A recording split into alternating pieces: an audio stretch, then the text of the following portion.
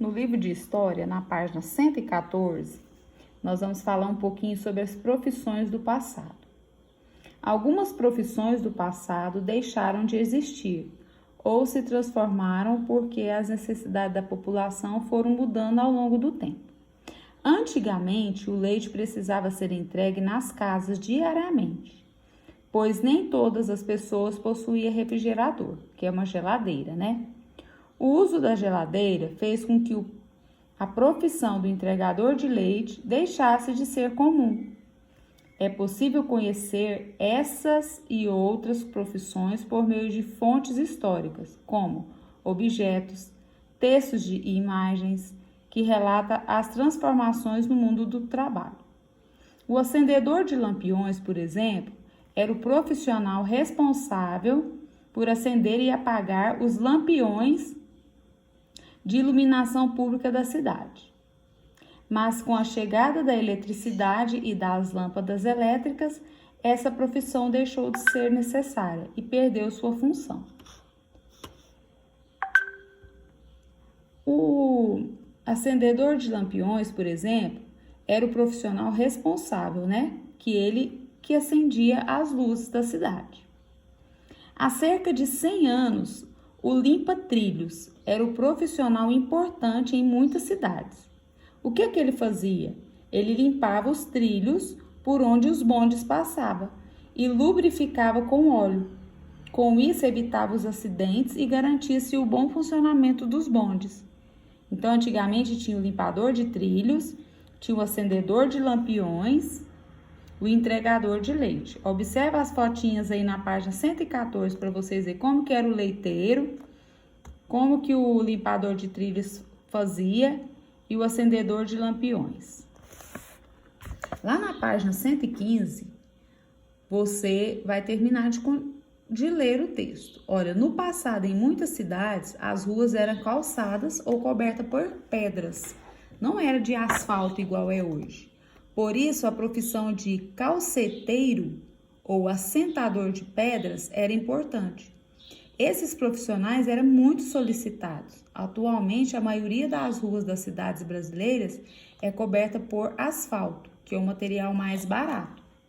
Mas ainda tem cidades que ela é de pedras, em vez do lugar do asfalto, ela é de pedras. Você vai responder o exercício 1. O número 1 você vai colocar se for acendedor de lampiões. O número 2, entregador de leite. O 3, limpa-trilhos. O 4, calceteiro. Calçar ou assentar pedra nas ruas? Você vai olhar os números, quem era que fazia isso? E vai colocar no quadradinho. Limpar e lubrificar com óleo os trilhos por onde os bondes passavam. Quem que fazia esse serviço? Acender e apagar os lampiões que iluminavam as ruas à noite. Quem que fazia esse tipo de serviço? Que profissional era ele? Entregar leite diariamente nas casas. O número 2, vocês podem observar aí, o vendedor de vassouras e o vendedor de vassouras no município de São Paulo. Olha como que era antes, em 1910, e olha como mudou em 2015. Pessoal, na página 116, está falando que antigamente poucas pessoas tinham máquina fotográfica para tirar fotografias. Era preciso ir ao estúdio de um fotógrafo profissional.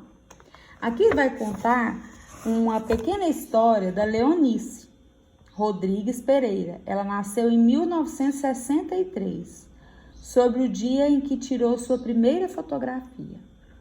Minha primeira fotografia. Certa vez, num dia muito especial, meu pai foi no pasto muito cedo. Pegou o cavalo, arriou o bicho e colocou-lhe a carroça. Era o dia de me levar para tirar a primeira fotografia. Minha mãe levara dias costurando o tal vestido para a tal fotografia na sua máquina de costura à mão. Havia comprado um tecido fino vermelho de bolinhas brancas e rendas para enfeitá-lo. Fomos em direção ao centro da cidade. O estúdio era uma sala grande, cheia de cortinas, um lugar diferente para mim. Uma mistura de sagrado com estranho. Vira para cá, levanta a cabeça, mais assim. Fiquei dura como a minha boneca de plástico. Dias depois, meu pai buscou as fotos, as quais eu não me cansava de olhar. Depois de revelar várias cópias de uma única pose, minha mãe enviou pelo correio para várias pessoas da família. Olha como mudou, né? Antigamente, como que tirava fotos, né? No passado, a produção artesanal era a maneira mais comum de confeccionar utensílios utilizados no cotidiano, como móveis, ferramentas, roupas. Os produtos eram fabricados manualmente, com a utilização de instrumentos e máquinas muito simples. Eles fabricavam pequena quantidade de cada produto em um mesmo artesão O artesão dominava todas as etapas de produções de uma mercadoria da confecção à venda. Aqui vocês podem perceber nas fotos que tem o sapateiro em oficina de conserto de calçados.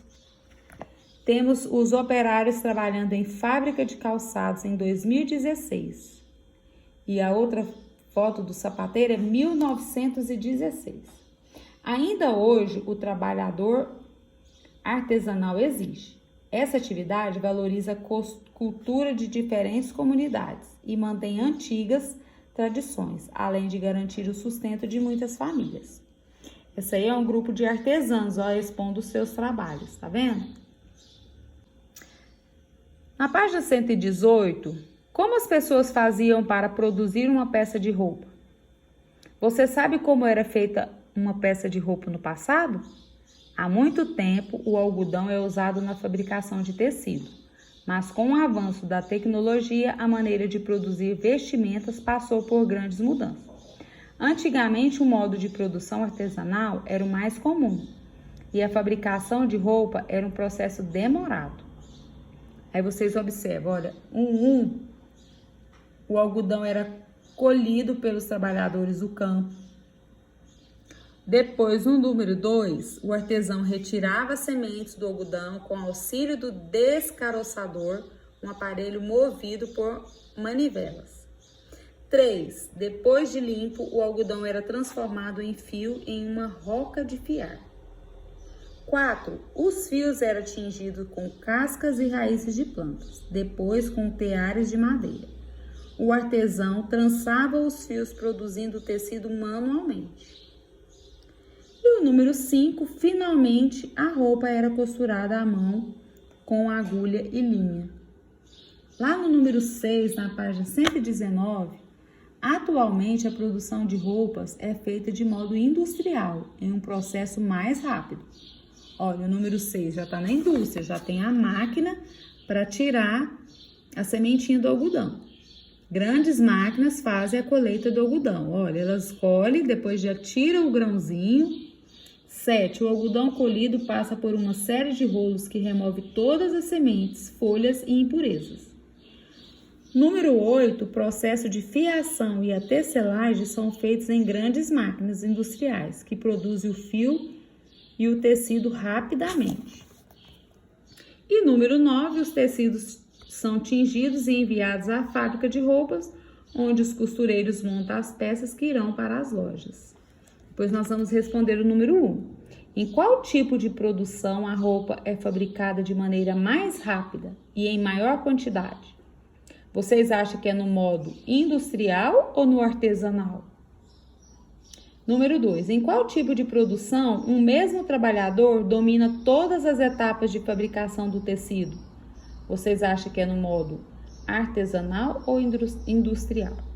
Vamos fazer essa atividade na nossa aula ao vivo, tá bom? Beijos!